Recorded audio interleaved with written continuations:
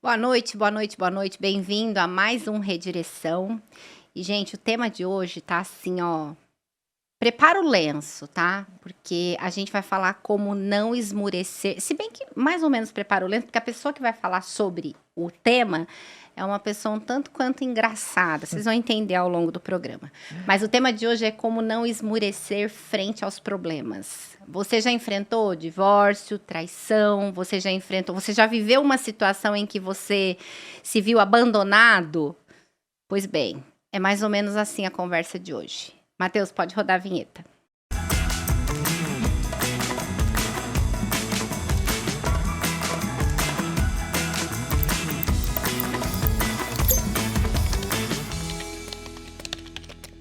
Gente, que prazer, amiga. Tô muito feliz e honrada de poder ouvir já um pouco da história, tudo mais. Parte a gente vai poder falar. Parte a gente não vai falar, né? Só para não ficar assim, mas tô brincando. Mas muito obrigada por estar aqui conosco, poder ensinar, porque assim, gente, eu queria falar, o Redireção, muito mais do que a gente tá ouvindo, a gente aprende muito, né, amiga? Exatamente. A gente sai daqui Inclusive, muito ministrada. Inclusive, uma frase que esse nosso convidado... já falou, eu já anotei, porque vai... Sério, eu vou fazer um quadro e vou colocar na minha casa. Lê a frase, amiga. O que Deus quer fazer em você é muito maior do que Deus quer fazer através de você. E hoje com a gente, pastor José Reinaldo. Para mim ele é um nada, depois vocês vão entender também por quê. José Reinaldo é pastor por ofício da Igreja Presbiteriana de Estiva Gerbe, uma cidadezinha bem pequenininha, do ladinho de Mogi Guaçu. E se Deus quiser, eu sou de Mogi Guaçu, mas... Vai ser estivense em breve. Você estivense logo mais, se Deus Creio. quiser. José Reinaldo, como é chamado, eu chamo de Nata. Nasceu em Mojimirim, é filho da Igreja Presbiteriana de Mogi Guaçu, pastor Jonatas, que a gente também teve por aqui, né? Eu já contei aqui uma vez como foi que eu cheguei na igreja e uma seguidora escreveu lá no comentário do YouTube quem era a pessoa que eu mencionei, que foi a pessoa que Deus usou para me levar para a igreja e para a Porque glória teve de uma Deus. cara de pau, né, Cara de amiga? pau. E cara de sabia o pau. que tava fazendo. Todo O mundo fala Ná, isso, como né, eu amiga? chamo, e o pastor José Reinaldo é casado com a Michele, pai do Felipe. Maravilhoso. E seja muito bem-vindo. Vou Obrigado. ler aqui o versículo do coração dele. Então Samuel pegou uma pedra e a pôs entre Mispa e Sem, e lhe deu o nome de Ebenezer, dizendo: até aqui nos ajudou o Senhor. Tudo a ver com o tema dele. José Reinaldo, pastor, seja muito Na bem-vindo. Estiva o pessoal me chama de Pastor Ná mesmo. Ah, é? Já entrou no clima lá já, é Pastor Ná. Pastor É Ná. mais fácil. É mais Eu não li fácil. toda a tua bio aqui, porque eu vou deixar você contar, né? Eu quero que você fale do seminário, eu quero que você fale do teu ministério infantil. Eu tentei achar uma foto sua de palhaço, mas eu não consegui, mas eu vou achar durante o programa aqui. Seja muito bem-vindo, obrigada pela disponibilidade. Eu que agradeço. Para mim é uma amizade, né? Já de muitos anos. Obrigado. Confesso que é um prazer estar aqui. O bagulho é louco aqui, né? O sistema é bruto. Né? O sistema é bruto aqui. Bruto. Bom demais. Quando a gente pensou no tema, né, como não esmurecer, não tem como eu não olhar para a tua vida e ver a mão de Deus, assim, te carregando não é em grande parte, é em toda a tua vida, né? E eu sei dos momentos difíceis que você já viveu, mas eu queria que você contasse um pouquinho do teu processo de conversão, sabe? Como é que foi, quando foi o chamado irresistível aí? Bom, eu comecei, vamos dizer assim, eu sempre fui de família católica, um catolicismo misturado, né? Que tem muita essa coisa de catolicismo misturado no Brasil. E minha família era católica, mas também tinha lá no sítio, que eu sou da roça, morava na roça, minha família tinha no sítio lá um centro espírita. Então era tudo, tinha isso. O padre era o padre, mas também tinha o Pai de santo. Não é o médium, né? Ah. É o senhor lá, que é seu Luiz, que eu amo ele. que era um doutor, que eles chamavam. Então tinha essa ideia. Então, e eu abominava. E a gente tinha, já desde criança, a gente sempre tem sempre um crente na história da família, né? Sempre tem. Sempre tem, que meio que nos cerca. E esse irmão, eu lembro o nome dele até hoje, Terésio, e a Tereza e o Terésio, eles eram de uma igreja evangélica, tudo, e eles sempre estavam lá por perto da gente. Meu avô sempre debochava. Então, eu cresci nesse ambiente odiando crente, odiando pessoas que eram crentes. E eu tinha um lema, preferia ser bandido, qualquer coisa, menos crente. Porque era credo. Não, eu prefiro qualquer coisa menos crente. Então, a gente cresceu nesse ambiente. E aí, passou-se os anos, e aí chegou um momento da história, na época eu estava namorando, e a gente começou a pensar, né? Tinha uma namorada, começou a pensar. Se um dia a gente for casar, onde a gente vai casar? Porque você não frequenta nenhuma igreja, eu também não frequento, e a gente deixava bem claro, crente eu nunca vou ser. E aí a gente começou essa jornada, né? Vamos dizer assim. A gente tinha essa ideia de espiritismo, catolicismo, e Deus foi tão bom que foi cercando a gente. Antes, até na escola, tive no colegial, tinha uma menina também que era crente, mas era a pessoa mais chata da sala. Porque ela era muito crente. E eu tinha é pra rasgar aqui, né? Aqui é redireção. Eu tinha raiva dela, eu sentia raiva dela. Eu fazia de tudo pra Não tá perto. Pra destruir ela. Não, era pra perseguir mesmo. Minha irmã se converteu primeiro que eu, a Ana Rita. Hoje é pastora lá no Paraná, da Igreja Quadrangular. Eu batia nela.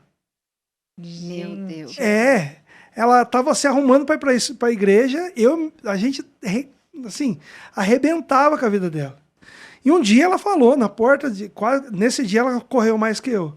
Nesse dia ela falou para mim assim, olha, eu tinha batido nela, agredido, humilhado, escarnecido dela mesmo, e ela pegou e lá do portão de casa ela falou assim, ó, você é o próximo. Meu Deus. E só, a sorte dela é que ela falou do portão e eu tava longe, não consegui alcançar, que daí ela ciscou. Aí, e engraçado que eu fui mesmo o próximo. Gente. Nossa. Eu fui o próximo. Quando fala umas coisas assim, quando é assim, parece que Deus já fala, Deus é lindo. deixa você Deus comigo. é bom. Mas Deus é interessante que a minha conversão, eu não posso dizer que a minha conversão foi como muita gente, né? Eu brincava antigamente, eu falava assim, eu não tenho essa transformação momentânea. Nossa, eu consigo lembrar o dia que o Senhor me alcançou. A hora. Eu me lembro do primeiro dia que eu fui na igreja presbiteriana, ou a primeira vez que eu fui numa outra igreja, uma igreja pentecostal, mas a conversão mesmo, eu acredito que ela foi gradual. Foi um processo que geralmente, e que talvez a maioria das pessoas se sente às vezes, eu acho que eu não sirvo para ser crente, e que falta essa visão. A conversão, a transformação, ela é gradual. E talvez até por falta de entendimento, porque é um processo, né? A justificação, a santificação e a glorificação. Aqui é o nosso processo de santificação. Então, de fato, é um processo. Sim. Né? Não tem como a gente... eu sei que teve algum dia em específico que foi sensacional, mas, por exemplo, quando eu olho para você, eu quero honrar mesmo a tua vida, Ná, porque quando eu olho para o que eu vivo hoje, quando eu olho para onde eu estou hoje, igual eu falei que, né, foi através de você minha conversão, e você falou assim que de Balaão, né? Que... Deus usou uma mula, não ia usar eu. E eu queria falar um pouquinho pra vocês como foi, né? Eu fazia faculdade. Eu conheci o Ná... Acho que eu vou deixar ele contar essa parte da infância, depois eu conto a da faculdade. A gente se conheceu criança, né? Chamava na Lizard. É verdade. Não era nem Wizard na época. Não, era Lizard. Era uma lagartixa, o símbolo da escolinha lá da Mônica. Da Mônica, da Lia, né? Era uma escola de inglês. E da Simone. E da Simone, uma escola de inglês. E eu vinha lá do Itaqui, de ônibus. Minha mãe colocava dentro do busão. E eu vinha lá do Itaqui, descia no terminal e ia a pé até ali na Chico de Paula. Para estudar inglês. Lá do sítio. Porque tinha essa questão de investir no estudo. E ali a gente estudava junto, na mesma sala. Criança, 10 anos de idade. 10 anos. 10 anos de idade. E aí, passou um tempo, cada um foi para um canto. E uma coisa que acho que ela não falou para Renata é que, passado alguns anos, eu vim embora do sítio. Quando meu avô morreu, minha avó ficou muito desanimada de morar na roça. E aí mudamos para o Iguaçu e eu fui estudar no Maria Júlia. E a gente, Deus, né, na sua infinita soberania e graça, voltamos a estudar juntos É verdade. no Maria Júlia. Que é a escola da minha... Da primeira à 8ª série. Eu vim lá, eu estudava no Itaqui e vim para Mogi Guaçu e fomos estudar, caímos na mesma escola, na mesma sala.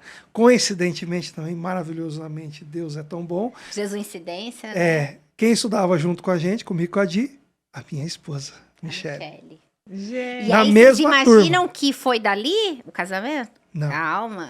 Teve uma jornada longa. Aí, passado, eu fiquei doente. Eu peguei uma doença muito grave no fígado. Eu fiquei 6 meses praticamente sem ir na escola, assim, muito mal. Gente. E aí eu repeti de ano. Naquela época, repetia. De verdade, né? Que nem hoje. É, eu repeti de ano. E ela foi embora. A Dica e a Michelle foram embora e eu fiquei um ano atrasado na escola. E, de novo, a gente se separou. Se dispersou. Décadas depois, acho que uns décadas depois. Porque eu entrei 15, na faculdade 20 com 25 anos. E uns 15 anos, 20 anos quase, a gente se reencontra de uma forma também inusitada. Eu, na época, eu tinha me casado e a minha ex-mulher começou a estudar junto com a Edilene. Não. Gente. Só que eu não sabia que ele era esposo dela, né? Aí eu comecei a ficar muito amiga dela, enfim, né? Frequentei a casa deles. Quando eu vi a primeira vez, eu falei, meu Deus do céu. Eles frequentavam a igreja presbiteriana de Mogi Guaçu. E o convite dele para me levar para a igreja, porque eu passava um perrengue naquela época. Foi o convite mais de quem é crente mesmo. Foi tipo assim, ó. Porque eu falava, né? Não vou, não sei o quê. Ele falava, não, então vamos fazer o seguinte. Você vai. Se chegar lá e você não gostar, nunca mais eu te convido. Que quando eu cheguei na porta da igreja, cheguei atrasada, já estava no louvor. E o pastor estava no fundo da igreja louvando, para a direita, para a esquerda. Eu falei, gente, mas isso é uma igreja de crente? Né? Eu, na minha ignorância. Desde então... Então, por isso que eu te honro, porque se eu tenho a minha família hoje firmada, se eu tenho os meus filhos criados no caminho do Senhor, se Deus restaurou a minha vida... Me deu família, me deu meu marido, me deu a verdade, como a gente estava falando com o pastor Jonatas, que é a palavra de Deus, que para mim não tem meio termo, é porque Deus usou a sua vida. Então, quando o tema veio, como não esmurecer, eu sei, né? A gente está brincando aqui, mas eu sei o que foi para você esse período, né? Quando a gente começou a estudar junto, enfim, o Ná falou que ele era casado, viveu um processo de separação muito difícil. Sim. E aí, é sobre isso que a gente vai falar. Nesse momento, você se revoltou contra Deus ou de jeito nenhum e... Enfim. Eu não sei, acho que talvez, né? Você já deve ter estudado sobre isso. Toda perda, toda dor, todas as lutas que a gente passa, elas têm alguns processos. Tem o processo de raiva, de luto, de negação, de reestruturação. Então, eu acredito que hoje eu olho com essa visão, mas na época a gente, leigo, apesar de já frequentar a igreja, a gente tinha uma certa dificuldade de compreender a situação. Então, primeiro veio encontrando culpados. Culpei a igreja, culpei Deus, me culpei, né, a minha ex-mulher, culpei todo mundo. Acho que até você, na época, eu devo ter culpado também. Com vocês certeza. eram amiga. A gente era amiga. Então, assim... culpou, certeza. Só que aos poucos a gente vê que, apesar, por exemplo, eu fiquei tão triste com Deus, então eu falava assim, poxa Deus, eu tô aqui. Na época eu já trabalhava com o Ministério Infantil, fazia boneco, até hoje eu faço ainda uns manipulação de boneco. E eu falava, poxa Deus, eu tô aqui te servindo e o Senhor permitiu acontecer essas coisas. E claro que não foi ele que permitiu. Aliás, foi ele que permitiu, mas não foi vontade dele. O mal nunca é vontade de Deus, é permissão. Deus permite por causa da nossa dureza de coração. Ele permite as coisas más por causa da dureza do nosso coração, mas não é a vontade dele. Não é aquilo que ele deseja para as nossas vidas. Mas ainda assim, ele não nos abandona. Sabe por quê? Eu falo isso porque É claro, e eu vi isso. Eu rebelde com Deus, eu vi isso um dia. Eu revoltado, fiquei acho que uns 7 meses afastado da igreja, porque por vários motivos. Eu ia na igreja, me lembrava do relacionamento, tudo, então isso me fazia muito mal. Mas também porque eu falava, não. O casamento foi na igreja? Foi tudo ali. Só que aí o que acontecia? O que acontecia? Eu olhava as pessoas, ou as pessoas me olhavam com desprezo, ou as pessoas me olhavam com dó. Com dó, isso que eu ia te perguntar, com dó. E tudo isso promovia, ou não sabiam nem como lidar. Então tudo isso promovia um desgaste. E eu falando, não quero mais saber. E me revoltei. E virei. Eu falei, não, vou ter que... Eu bebia muito antes, né, de me converter. Voltei a beber. Verdade. Voltei a beber demais. E um dia eu fui, a gente, não sei nem se existe mais, tinha uma danceteria, um barzinho, era opção, em Mojimirim. Eu tinha uma moto, a gente foi uma galera, e eu fui com a minha moto. E nesse dia era open bar de whisky com energético. E toda a galera, os casais, um monte de gente estava lá, todo mundo foi embora e deixaram as comandas pagas para mim, usufruir de todas as bebidas. E eu de moto. Eu nem sei como que eu voltei para casa. Eu sei que eu voltei de moto para casa. Eu só lembro, no outro dia eu acordei e falei, eu preciso saber, acho que eu deixei a moto no estacionamento lá do clube, sei lá. Eu levantei a moto na garagem. Aí eu falei, bom, alguém trouxe a moto. Comentei com todo mundo, ninguém. Ali eu tive, revoltado com Deus, eu tive a nítida certeza de que o Senhor tinha me trazido. E só que ao invés de eu dizer, obrigado Deus, eu falei, eu não quero que você cuide de mim. Eu estava muito revoltado com Deus. Eu não quero o seu cuidado. Mas Deus não me abandonou. Ele continuou comigo. Ele não me deixou. E assim, eu estava nesse ponto. Eu nunca blasfemei contra Deus. Eu nunca né, xinguei, nunca fiz nada. Mas eu estava decepcionado, achando que Deus era o culpado. Né? Achando que Deus era o culpado. Quando, na verdade, a culpa é do homem. O ser humano é falho, é pecador.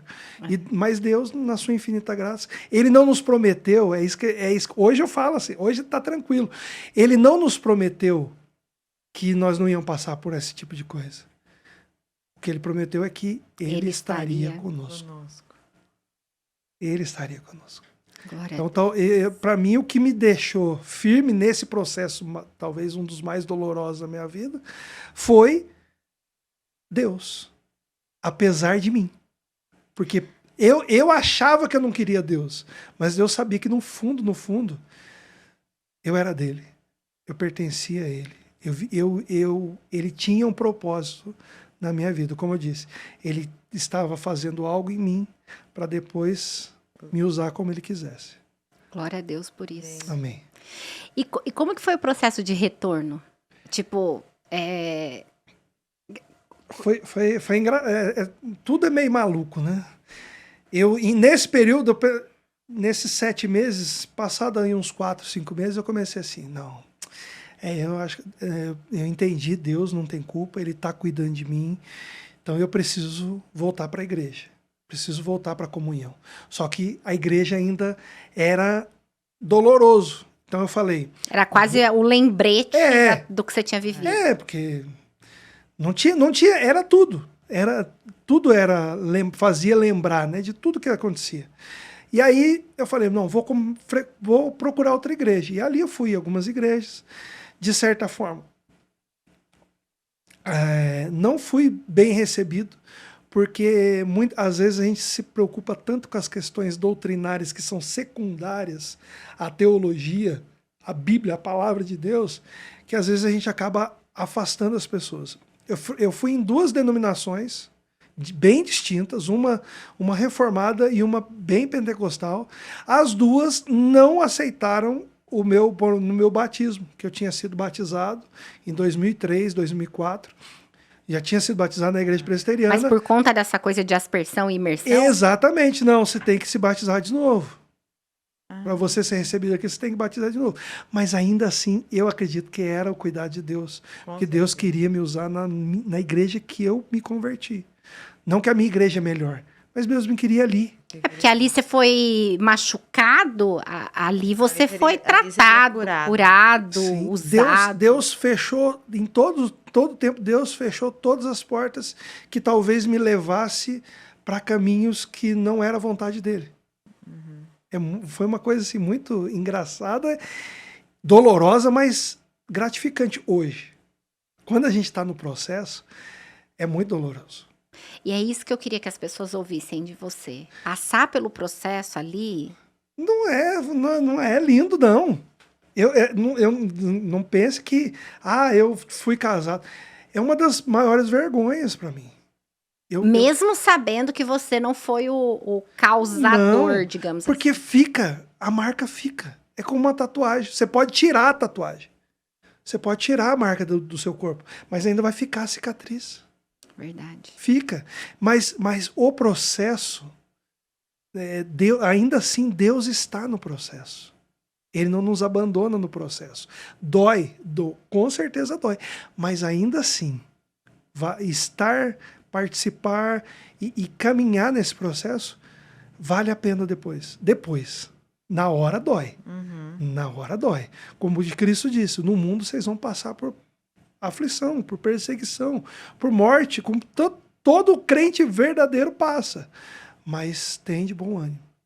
O apóstolo Paulo, com os espinhos na carne que ele teve, Deus falou, a minha graça te basta.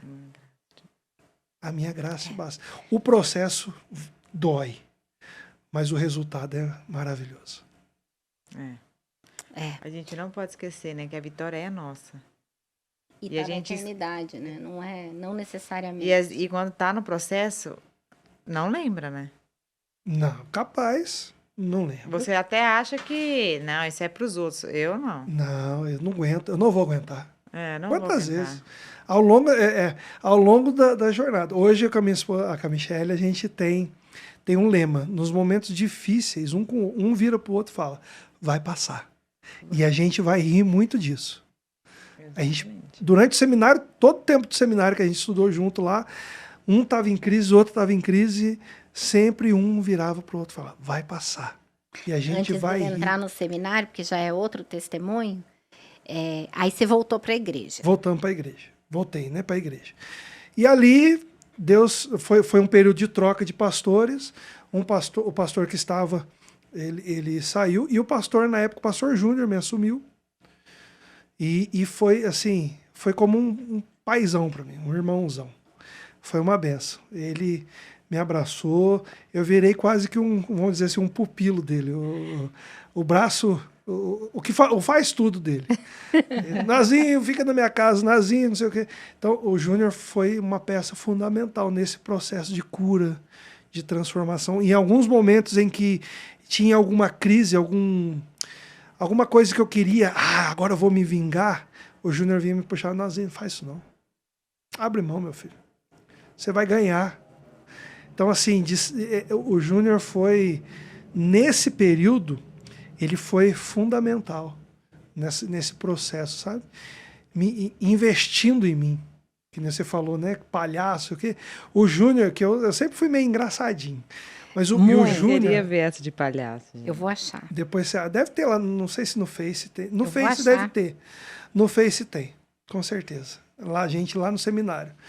O Júnior, um dia ele virou para mim, Nazinho, olha, eu fazendo uns bonecos, e falou, Nazinho, eu queria que você fosse lá em Belo Horizonte, tem um evento da MPC, da oitava, que é o Terra dos Palhaços. Você vai lá fazer um workshop, Júnior, mas não tem dinheiro, não tem condições. Não, ele pagou. Então, o Júnior, assim, nesse sentido, ele Foi um paizão. Foi um paizão. Uma benção. Deus Maluquinho que nem eu. coloca. E Deus usou demais a vida dele para investir na minha vida até ministerial, pessoal e tudo mais. E aí, caminhando na igreja, aí comecei a entender que Deus tinha um chamado para a minha vida, missionário, e depois, né, esse foi um processo, depois eu entendi o chamado pastoral. Mas aí eu comecei a servir a igreja mesmo, mergulhando de cabeça mesmo, com todo o gás. E aí chega, nesse período, frustrado, falava que eu não queria mais saber de nada na vida, de relacionamento, nada. Michele, a Di chega, definitivo, porque a Di ela veio um tempo, aí depois ficou esse vai, não vai, e aí quando eu voltei para a igreja, a Di também estava lá, já, que acho que você foi com a Soninha, com o pessoal. Porque... Não, na verdade, eles foram... Porque eu fui antes de todo mundo, né? Uhum. Através Pra de você, presbiteriana, para isso. presbiteriana. E a Michele, aí eles foram depois comigo. Sim. E aí foi nesse processo que o Ná conheceu a Michele. Reconheci, né? Reconheceu. A gente se reencontrou, porque a gente estudou junto. Estudou junto quando era menor. Só que assim, na época, a Michele gostava de outra pessoa. Eu também estava, né, meio, vamos dizer assim, enroscado com uma outra pessoa.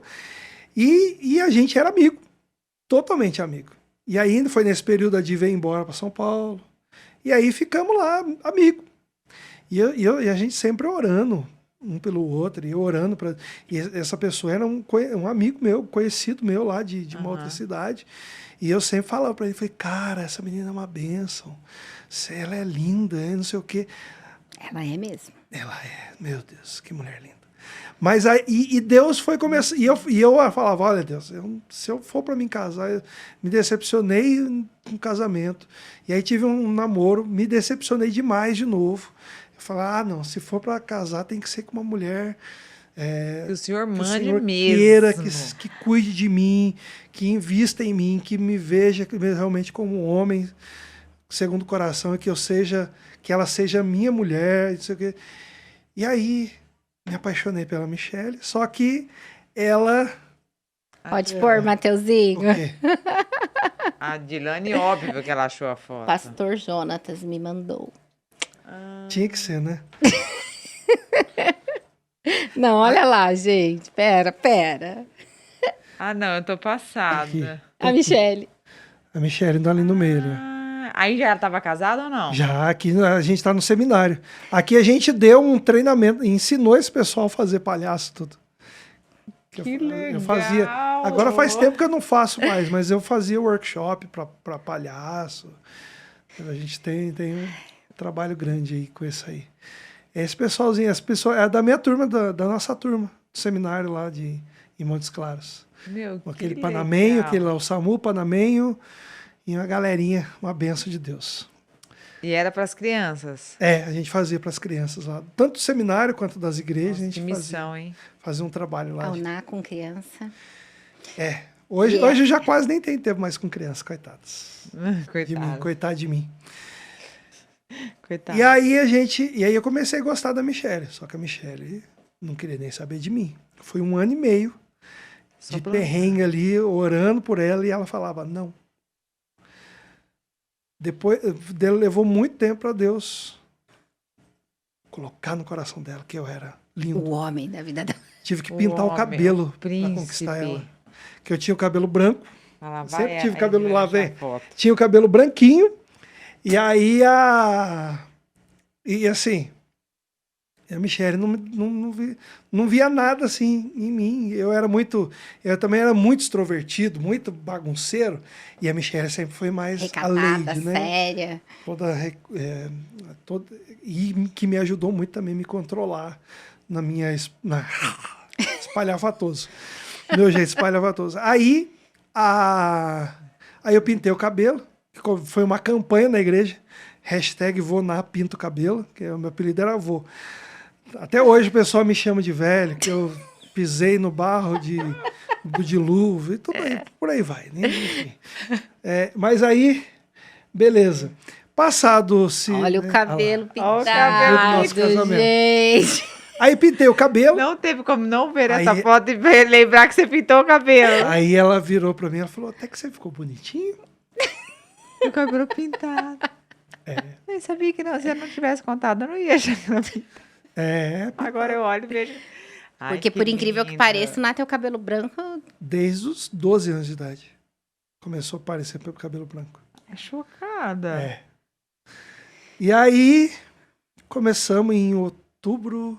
em novembro de 2010 a gente começou a namorar. A gente começou a namorar, aí tava bonitinho, em 2011 a gente namorou o ano todo. Aí a Michelle foi fazer a ETED, né, que era uma escola da Jocum. Quando ela voltou, ela largou de mim. Perrengue de novo. Ah, não. Por quê? Porque ela voltou com crise, assim, com muitas dúvidas, até com relação de fé e tudo mais. E aí, como ela não tinha certeza que se é que era pra gente ficar junto ou não, ela achou melhor terminar. E a gente passou esse 2012 praticamente separados. Mas assim, separados, mas ali, vai, não vai, vão voltar, não vão voltar. E ela falava, não sei se é isso que eu quero, mas é isso que eu quero. E eu também, e eu falo, irredutível. Mas ainda assim sofrendo. Meu Deus, o que vai acontecer? E tudo mais, e vai, que vai, que vai. Aí chegou no final do ano 2010, aí o Júnior, de novo, o pastor Júnior volta em cena. A gente teve a conferência missionária em novembro, e veio o pessoal da Missão Amém, e apresentou o seminário lá da Missão Amém, lá em Montes Claros, e falou, Nazinho, olha, acho que é a sua cara. Eu acho que você tem que ir para esse seminário. E aí eu virei para a Michelle, a gente conversava tudo, eu falei, ó, eu tô indo pro seminário. Ela ficou assim, não sei o quê. Aí eu falei assim, vamos? E ela falou assim, então, não sei o quê. E começamos a conversar. Aí a gente conversando no final do ano, eu falei assim, ó, se a gente voltar, vai ser para casar. Tem que ser com data marcada. E aí passou as festas, tudo chegou em janeiro. Eu cheguei nela de novo e falei, e aí? Vamos voltar? Ela falou, vamos. Falei, qual a data? Ela falou, 7 de dezembro. Ali eu já quase morri do coração, né? Falei, ó, já tem até a data já. E em fevereiro... fiquei emocionada porque quando eu falei que a Michelle era minha amiga, vocês não estão entendendo. Eu venho de uma família extremamente disfuncional e eu conheci a Mi na escola. Eu lembro do primeiro dia de aula dela que eu falei para as meninas, olha, nós não vamos ser amiga dela, tá? Daí eu larguei todas as meninas e a gente ficou melhores amigas. E eu fui recebida na família da Michelle como filha. Então, Deus, ele tem esse cuidado comigo aqui em São Paulo também. Ele prepara pessoas para me dar aquilo que me falta, né? E a Sônia, o Toninho, a Stephanie, né? A Mi, o William, eles me levavam para viajar juntos. Era como se eu fosse filha mesmo, né? E, então, por isso que me emociona ver tudo isso que a gente falou e olhar e falar, meu... Como Deus é estrategista. Você quer aprender de business plan, planejamento estratégico, você tem que... Olha para Deus, porque não tem outro jeito, né? Ele é o controla, governa. Como disse a Marlene, como que ela falou? Não queira dar ideia para Deus, não. Ele já tem, já tem. Não quero dar uma ajudinha, e aí, não. Data marcada pro casamento? Data marcada, a gente ficou noivo em fevereiro. E aí começou o processo de vamos pro seminário. Em julho a gente foi conhecer o seminário, a gente casou no dia 7 de dezembro. A Di foi nossa madrinha, o Jontas também, carequinha. O Jontas cantou, viu? O Jontas cantou no meu casamento. Aqui não quer cantar, né? Mas lá canta. No nosso casamento. E aí, casamos dia 7, dia 14 de fevereiro a gente já estava no seminário. Já foi estudar e lá mais perrengues, né? Mas em tudo a gente percebe o cuidado de Deus, porque aí a gente foi, porque a gente sempre teve a visão missionária, de campo missionário. Não, nós vamos ser missionário, e a gente sempre teve um país em comum, eu e a Michelle, nós vamos ser missionários na Índia, e não sei o quê. Inclusive a gente chegou até a ir para a Índia, estar na Índia, né? Ficamos 50 e poucos dias lá num estágio de cultural, estágio cultural, transcultural. Esse é o nome correto. E mais perrengue, né? Eu falei, engraçado, teria que gastar acho que uns 15 dias para contar toda a história. Mas lá a gente foi com recurso até que razoável, tudo. Chegamos lá, nosso cartão bloqueado. Cartão bloqueado lá na Índia. E aí a gente praticamente conseguia... E o dinheiro que a gente levou em espécie, que era para nossa alimentação, a gente deu pro dono da casa, que era um indiano mesmo. E ele simplesmente deixou a gente a ver navios. E A na gente Índia ainda, não meu. tinha o que comer. A gente tinha uma, era mais, vamos dizer assim, eu não sei nem se a gente contou isso para você. A gente tinha era uma refeição por dia. Ou a gente tomava café da manhã, ou a gente almoçava. E assim, só que a comida indiana. Então, assim, eu emagreci acho que nesses 50 dias, 11 quilos. A Michelle acho que 8 quilos. Nesse processo. Acho que isso eu nunca contei para você, né? Mas é Deus cuidando da gente. Sabe o que aconteceu nesse período lá? Deus levantou uma brasileira lá, que era missionária lá, descobriu que a gente estava lá e falou assim, ó, vem na minha casa. E a gente foi nesse dia na casa dela, né? Foi o pastor que era o nosso mentor no seminário. Ele é coreano e ele tinha uma equipe de coreanos lá também, que era da mesma agência. E aí a gente tem uma brasileira aqui, a Neidinha, e aí ela chamou a gente, ela fez um peixe, ela é nordestina, ela fez um peixe assim, acho que parece que eu nunca tinha comido na minha vida nesse dia. Que delícia. E ali a gente fez essa relação, aí os próprios coreanos cuidando da gente lá, e um dia eles levaram a gente no Starbucks. Gente, foi incrível. Deus cuidando da gente até nesses momentos de dificuldade. Cuidando dos detalhes. No seminário, a gente passava alguns momentos de dificuldades lá, de lutas, de aflição, mas sempre experimentando o cuidado de Deus. A nossa igreja, ela arcava, né, com todo o seminário, mas aí a gente tinha as outras necessidades, os outros gastos, né? E a gente sempre teve o cuidado de nunca ficar pedindo dinheiro, né, no sentido de, vamos mandar mensagem para os nossos mantenedores, que a gente tinha, basicamente a gente tinha a igreja que pagava todo o curso, o seminário. Na verdade não era todo, acho que era 70% ou 80%. O resto a gente tinha que arcar com os nossos custos, que era a filosofia da igreja. Aí a Dico e o Marcel, que eram nossos mantenedores, que ajudavam a gente diretamente, e tinha mais um casal também de Mogi Guaçu. Eram os 3 únicos sustentos que a gente tinha. Mas nunca faltou um grão de arroz pra gente. Nunca faltou. Sempre o cuidado de Deus era notório. E nos momentos e é engraçado que eu e a Michelle nunca entramos em crise. A gente teve, não vou falar que foi, não é a vida, ela não é uma novela, um dorama. Não existe aquela romance. Não, a gente passa por luta. Tudo isso que eu tô falando assim não é nada romântico, não. Tinha dia que eu chorava que nem criança, a Michelle chorava que nem criança, que tinha os apertos, as dificuldades, todo mundo às vezes saía para ir no shopping, passear, a gente não tinha condição de ir. Mas ainda assim, a gente experimentava o cuidado de Deus. Às vezes tinha, aquela vontade de comer alguma coisa, isso, aquilo. De repente um irmãozinho, um pastor, vem aqui na minha igreja para pregar, não sei o quê. Depois levava a gente para um churrasco. Coisas pequenas que às vezes a gente não valoriza, sabe? Então, assim, em todo tempo, Deus ele cuida das nossas vidas, nas pequenas e nas grandes coisas. A gente experimentou já em todo o tempo as grandes coisas e as pequenas coisas. Eu lembro no seminário, quando a gente estava se preparando para ir para a Índia, a igreja já ajudava, ela pagava o nosso seminário e era um valor alto, porque era o seminário era internato. E aí eu liguei pro Júnior, assim, a gente quer ir para a Índia, o valor é alto.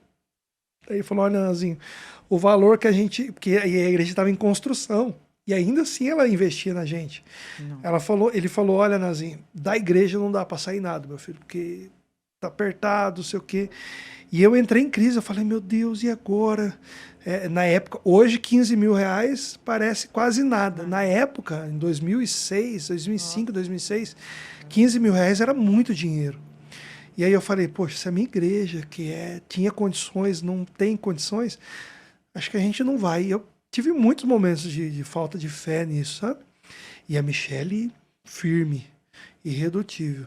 Tinha momentos que ela esmorecia, e aí Deus me levantava. Sempre tendo ali e é o que tem, né, na nossa aliança, Eclesiastes 7:12.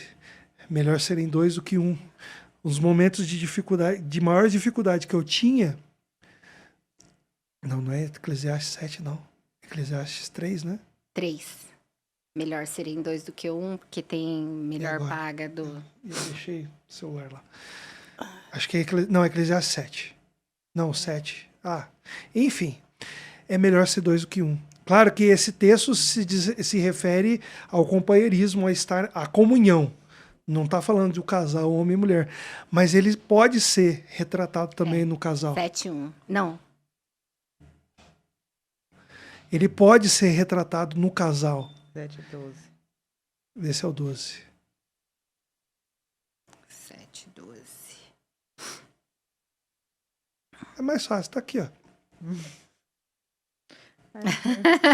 Você enxerga? Porque naquela época, Deixa eu né? tirar o óculos aqui. Ela não ia deixar. Eclesiastes 4, de 9 a 12. É isso mesmo. Eclesiastes 4, de 9 a 12. E deixa eu só carregando. Não deu para confirmar. Melhor é serem 2 do que 1, porque tem melhor paga do seu trabalho. É. Porque se caírem, um levanta o companheiro. Ai, porém, do que estiver só, pois caindo não haverá quem o levante. Ali ele tá falando sobre o companheirismo, a amizade, a batalha do dia a dia que nós temos com os irmãos da igreja. Mas eu vi isso, esse cuidado de Deus comigo e com a Michelle também, até no seminário. E o que Deus fez? Levantou as igrejas que a gente achava que jamais teria condições, as igrejas lá de Montes Claros, para nos abençoar. Começaram a nos chamar. Um dia, eu lembro até hoje, a gente estava na biblioteca lá do seminário, fazendo trabalho lá do seminário. Um irmãozinho, um presbítero de uma igreja, da nona presbiteriana lá de Montes Claros, uma igrejinha pequenininha, do tamanho da igreja lá da Estiva. Ligou para mim e falou: pastor, eu queria fazer parte desse projeto, eu queria ir com você para a Índia, não sei o quê. Eu falei: mas que esse homem está querendo ir para a Índia? E aí ele falou assim: e eu falei com a minha família, eu quero dar uma moto para vocês. Era uma Bros 2009, 2010, novinha, fiquei apaixonado pela moto. E Deus direcionando, levantando recursos. Vendemos por quase 9 mil reais a moto. Nossa. E Deus foi levantando pessoas improváveis para que a gente estivesse lá. Então, assim, quando Deus está no propósito, se nós estamos no propósito e Deus está no propósito conosco, as coisas acontecem de forma natural. Natural. Às vezes a gente paga pela desobediência, né? Exatamente. Esse que é o maior problema da gente, é esse. Igualzinho o povo do deserto. É a gente não confiar. O povo do deserto. Pedro, ele se assusta com Jesus, vendo ele andando sobre as águas, é um fantasma. Depois Jesus se apresenta e fala: não, sou eu. Então se é o Senhor, que eu vá até o Senhor. Jesus permitiu que ele andasse sobre as águas como Jesus. E ainda assim, Pedro, ao invés de continuar focado em Cristo, ele preferiu olhar para as coisas ao redor, para as tempestades, para as dificuldades que a vida às vezes nos dá. E aí o que aconteceu com Pedro? Ele começou a afundar. Mas ainda bem que Pedro se lembrou quem é o detentor de todo poder, que era Jesus. E ele vira para Jesus e fala: Senhor, me salva. Então você que está em casa, que está passando por alguma dificuldade, alguma luta, lembre-se, olhe para Jesus. Não olhe para a tempestade, olhe para Jesus. E é o que eu falo hoje para os irmãozinhos lá da igreja, da Estiva. Pastor, tá isso, tá aquilo. Olha para Jesus. O que Jesus faria no seu lugar? Poxa, ele experimentou a cruz. Eu gosto da frase do Charles Studd, que é um missionário, que é o fundador da Missão Amém. Ele fala: se Jesus é Deus e morreu por mim, não tem sacrifício nenhum que eu não possa fazer por ele. Poxa, se Jesus passou pela parte mais difícil, que é me tirar do inferno e me colocar no céu, não tem nada que eu passe que vai ser pior do que o que Jesus fez. Ele se fez maldito no meu lugar. por mim. O Nado, seminário para a Igreja Presbiteriana Estiva Gerbe. Aí muda o personagem do cuidado. Foi o período. Aí a gente estava já terminando o seminário, conversando com o Júnior. E o Júnior falou: olha, Nazinho, hoje não tem espaço para. Fui me oferecer, né, para servir a igreja, para participar da igreja como. Lá da igreja, como servo, servir a igreja, como trabalhando na igreja, tudo. Ele falou: olha, Nazinho, hoje não tem como absorver outra pessoa para ajudar aqui, seja evangelista, seja pastor, não tem condição. Então, o certo é você procurar em outro lugar, outro campo, né, espaço para você. Porque nesse período, a Michele, eu fazendo estágio, né, de plantação, descobre que a Michele está grávida. Não, gente. E assim, toda a... Como é que chama? As agências, elas não recebem missionários quando a criança tem menos de 3 anos. O início do processo eles não aceitam. Então a gente estava tudo certo, terminando o seminário, vamos entrar numa agência e vamos para o campo missionário, e uau, tá tudo voando. A Michele engravida. E aí todas as portas se fecharam para a gente. De agência missionária. Amém, a PMT, todas as agências sérias, né? Fecharam as portas. E aí eu entrei em crise. Aí eu fui falar com o Júnior também fechou as portas. Porque não tinha condições, a igreja não tinha condições, aos olhos humanos. E aí, mas estava num processo de mudança de liderança. O Júnior estava saindo e o Jonas estava entrando.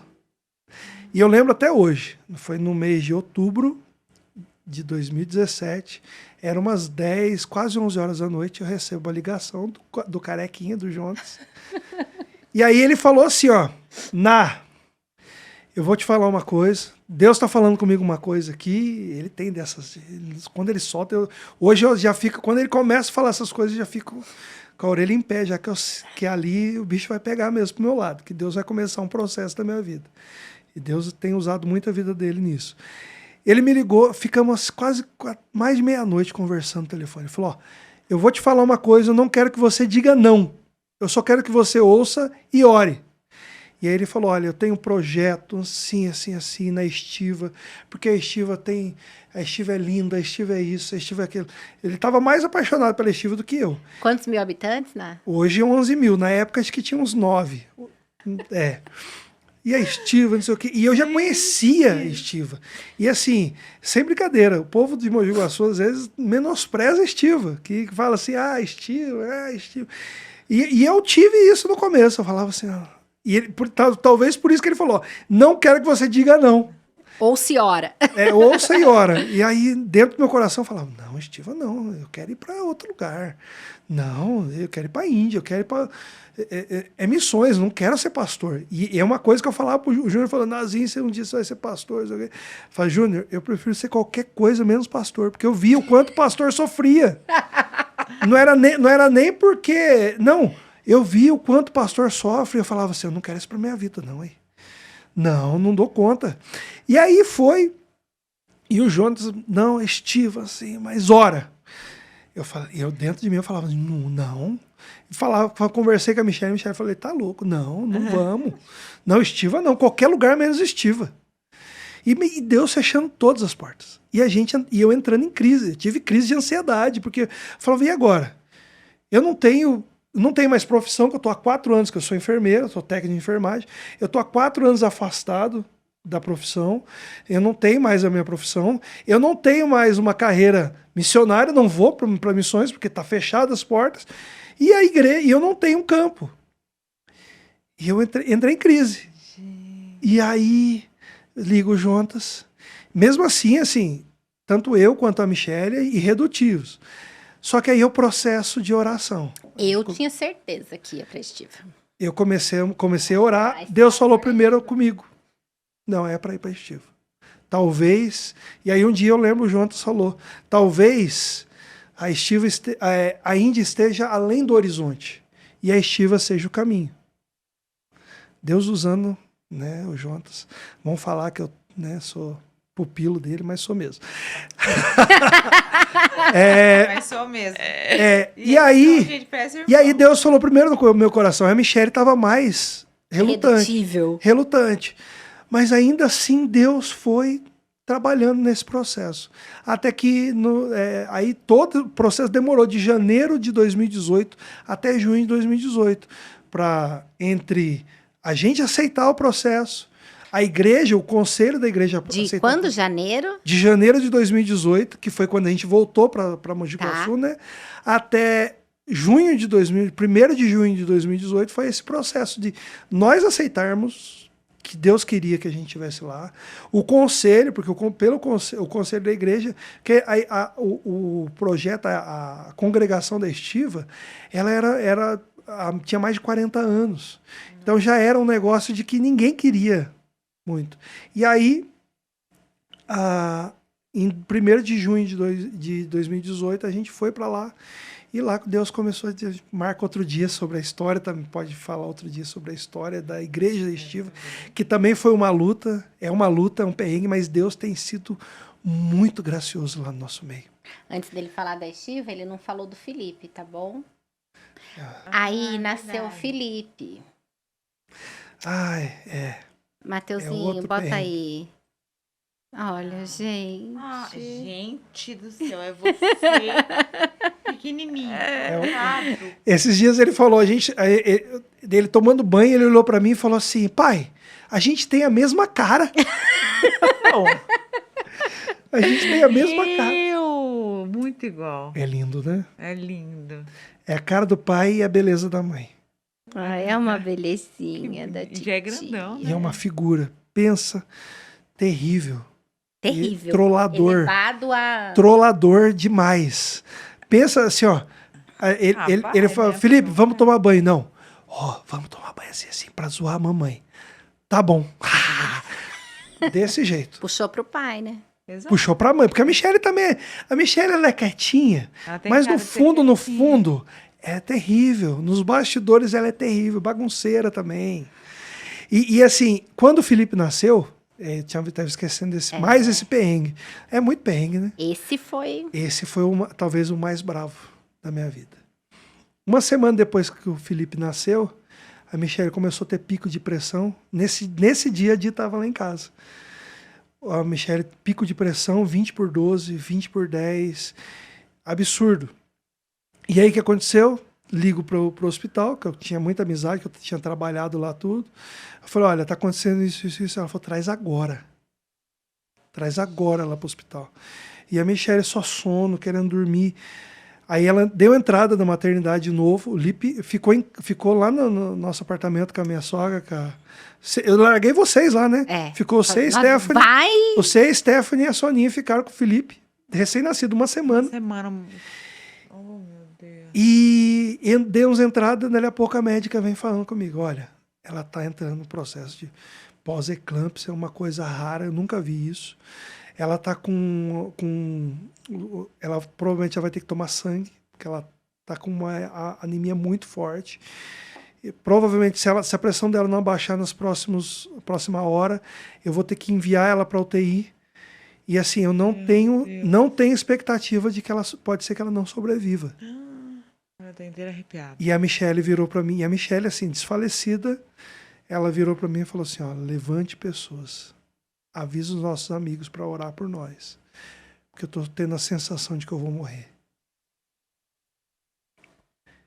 Chega a formigar o dedo. Ali eu entrei em crise, de novo. Falei, Deus, eu não dou conta. Eu não dou conta, Deus. Me ajuda.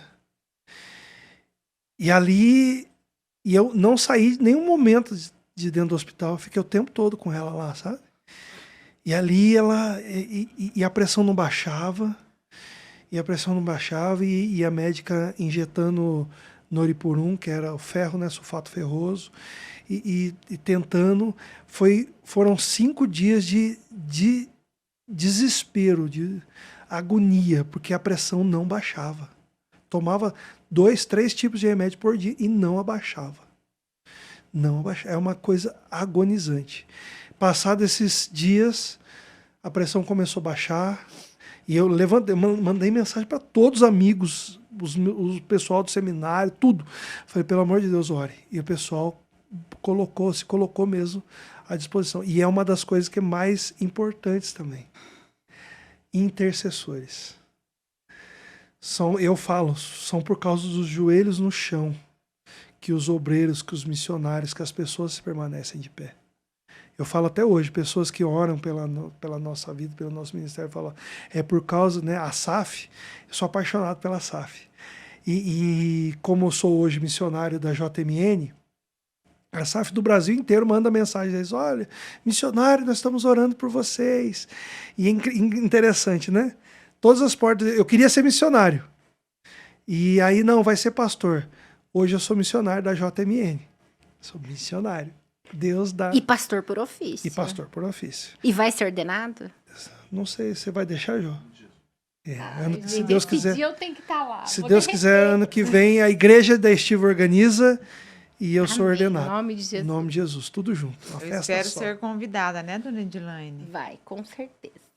Quero ir lá. Quem sabe? Vai ver, uma choradeira só. Ah, nem me fale. Enfim, olhando assim, parece é bonito a história que Deus às vezes planta na nossa vida, é dolorosa, mas no fundo a gente vê que vale a pena caminhar no processo, estar no processo. Porque, com certeza, muita gente talvez desistiria. Eu quis desistir muitas vezes. Até durante, depois, num outro momento, eu posso contar, até pastoreando a igreja lá na Estiva, teve um momento que eu quis desistir, e Deus levantou de novo minha esposa. Né? Teve um momento, muita perseguição, muita luta, muita dificuldade com algum... Não algumas lembra coisas. pra achar a casa? Pra achar casa, quase o cara querendo despejar a gente da casa, que ele queria vender a casa, ameaçando. Nossa, coisa... A gente ainda vai gravar um pra falar da Igreja Presbiteriana Estiva Gênesis. Fica tranquilo. Só pra entender, até macumbeiro foi na porta da Foi. igreja me ameaçar. Tive que enfrentar um pai de santo. Gente, Enfrentar um pai de santo. Mas Deus tem sido muito bom com a gente. Como muito diz a Azul, mas Deus, né? Mas E uma coisa que ficou na minha cabeça, que foi a Azul que falou, Azul. A Azul já foi pregar lá na Estiva. já as mulheres. Então, com certeza ela falou isso, mas da hora que você começou a falar, não consigo parar de pensar. Jesus sempre fica. Eu também. Jesus sempre fica. Gente, o tempo Que a Azul inteiro. fala isso pra nós, sabe? Pode Jesus todo mundo sempre- ir, mas Jesus, Jesus sempre sempre fica. Ele é o nosso amigo verdadeiro. De tudo. Olha, tudo Tudo. que passou, tudo que aconteceu, tudo que vai acontecer. E melhor, E só ele tem sabe ele que quem fica. você é. Ele sabe o que você faz no quarto escuro. Ele sabe E ele não te abandona. o nosso coração. Ele não te abandona. Como a Edilane diz, ele nos criou. Apesar, Ele A criou palavra gente, de Deus então, é clara. Eu Ele sempre, sabe toda vez que eu tô... aonde vai, Que eu falo assim, Dilane, só traste, né? Eu vou lá pro Salmo, não lembro se é o 114, eu não lembro agora. Mas que ele fala, ele conhece minha estrutura, ele me fez, né? Enfim, dá uma olhada ali no reloginho. Ah, não, gente. Vamos falar dos nossos... Tá errado isso aí, Matheus. Gente, Matheus, ele diminui. Eu diminui. Depois eu entendeu? quero saber nos comentários se tá dando uma hora. eu Mas falo vocês mais como da viram, cobra gente, que também. a gente falou aqui de família, a gente falou de persistência. Família E- protegida. Qualiquer persistiu na gente até hoje, né? Tá Qualquer aqui. ama a gente. Ama de redireção, amiga. É fato. A gente tem até desconto, tá? A gente tem um cupom de desconto que é Redireção 10, que vocês podem comprar lá pelo site, o viveintense.com.br. Mi, a gente vai mandar pra Michelle, tá? Mi, é pra você. Tá bom? Qualquer. É pra você. Tá, a gente deixa dividir Não, um fala pouco. que é pro Lipe também, que senão depois ele vai Lipe, falar. E ó. pra mim? Nossa, Isso. esqueci o presente dele. Bom, Tá, a gente depois a vai gente tomar fala disso. disso. E o Instagram é Vive Intense. presente. Peraí, é Vive Intense Oficial. Siga lá nas redes. Redireção 10 tem desconto. Vamos apoiar quem apoia a obra de Deus. Amém. Isso aí. E o nosso segundo parceiro e apoiador, Jeff Bastos. Importado não. Internacional. Ela tinha que dar bola fora hoje, né? Ela chamou a Marlene Guerrato de Marlene Matos. Então, Ah, a gente tem as pérolas da Renata. Não. tem. Olha, pérolas da Renata, Não. Isa. Bota nas redes lá. Jeff Bastos, eu vou deixar o Matheus rodar o vídeo do Jeff, depois eu falo quem é ele. Olá, Jeff Bastos aqui. Você sabia que se você instalar somente uma mesa digital como essa na sua igreja, provavelmente o som não vai melhorar? Para que o som melhore, você precisa seguir algumas etapas que são consultoria, projeto, instalação e treinamento. Nós aqui da Angel Audio Treinamentos podemos te ajudar em todas essas etapas. Acesse o nosso site e conheça o nosso trabalho. Angel Audio Treinamentos, porque o som da sua igreja é importante para nós. Jeff Bastos, não importado, mas o nosso parceiro internacional, também, né? lá de Massachusetts. O Jeff, ele é ministro de louvor, ele tem 26 anos de carreira aí, de áudio e de som, tecnologia, dos quais 20 anos dedicados à igreja. O Jeff, ele dá treinamento e consultoria. Então, se você tem interesse de melhorar o som da tua igreja, treinar a tua equipe técnica e Uma enfim, coisa chique, assim, chique, sabe? Um estúdio e tal. Chama o Chama o Jeff. Jeff, porque ele tá sempre por aqui também. Ele tá no Brasil, ele vem pra cá, ele treina a equipe. Diz que viu aqui também no Redireção. Tá bom? Jeff, Carlinha? Carlinha, eu já vi seu WhatsApp, que você está feliz porque você sabia que o Nayas está aqui com a gente.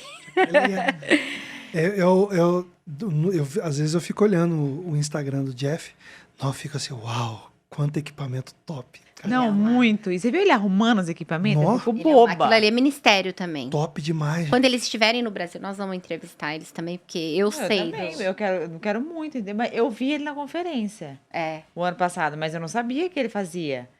Aí quando eu vejo ele arrumando São aqueles simples aqueles Eles material. São, Uma benção. Ai, essa são história a deles é top Carlinha, demais. Bom, vocês entenderam como é que faz para não esmurecer? É Jesus. Foca em Jesus Jesus. sempre fica. Foca em Jesus. Não olha para o lado, só Cristo. E vai doer mesmo, dói. E como dói? Mas Deus cura, Deus trata e Deus restaura todas as E coisas. sabe uma coisa linda que eu quero que fique? Deus usa das nossas dores para curar outras pessoas. Amém. Não porque a gente merece, tá? Nós somos Apesar. miseráveis, é apesar de nós. Apesar de nós. Né? Pela A gente graça. sempre fala isso, o Redireção tem sido um privilégio, porque o povo bota podcast, tem toda uma compostura e treino, não sei o quê. A gente chora, a gente ri, a gente não consegue falar por causa do testemunho, a gente é edificado, a gente sai daqui e fala como Deus, apesar da gente estar tratando nós, parece um culto, parece que Deus, vocês, os convidados, vêm aqui, parece que Deus fala assim, peraí, que hoje eu vou pregar só pra você e pra Renata, que vocês têm que aprender Não, sobre... é cada chapuletada, gente. Mas É Deus isso. faz assim. É, Você pensa, a gente corrige os nossos filhos. Deus não quer que a gente fique na mediocridade. é isso. Ele quer que a gente voe. Exatamente. Para a gente voar, a gente tem que desenvolver. Como diz o pastor Jeremias, o couro tem que engrossar para a gente aguentar as lutas. É isso aí. A gente aguentar as perseguições, as dificuldades. Quanto mais a gente apanha, o crente é diferente da pessoa do mundo. A pessoa do mundo, ele apanha e ele foge, ele desiste, ele não quer mais, ele é mimizento, né? O crente não. Quanto mais ele apanha, mais ele cresce, mais ele desenvolve, Mais próximo de Deus a gente mais forte ele fica. Ele nos ensina dessa forma. E mais santos. Deus porque esse é o disciplina, processo. ensina e corrige aqueles que ele ama. Ama. E ele nos ama muito. Ná, muito obrigada Muito obrigada. pela disposição do agradeço. coração. Eu sei que vieram lá de Mogi Guaçu, plena sexta-feira, trânsito para voltar. Mas enfim, Deus abençoe sua vida, seu ministério, Amém. a Mil, Lipe, E visite a nossa igreja. Igreja Presbiteriana Estiva Gerbe. Estiva Gerbe, a maior de lá. Gente, no Maior igreja presbiteriana de Facebook Estiva. e no Insta tem a Igreja Presbiteriana Estiva Gerbe. A gente vai fazer um movimento, hashtag Pastor Pastor Ná, Ná, cria um Instagram pessoa física. Não, vamos fazer um hashtag. Gente, não é possível. Não, gente. Não não, é a da gente vai praia. criar Não é pra da ele. praia. Pode não ser sua praia, mas a gente vai Mas é orar. nossa. E se for... Mas, não, a igreja estando indo bem é o que mais importa. Vamos fazer um escondido pra ele. Pessoal, boa noite Boa pra noite, Deus vocês. abençoe. Até o próximo episódio, se Beijo. Deus quiser. Beijo.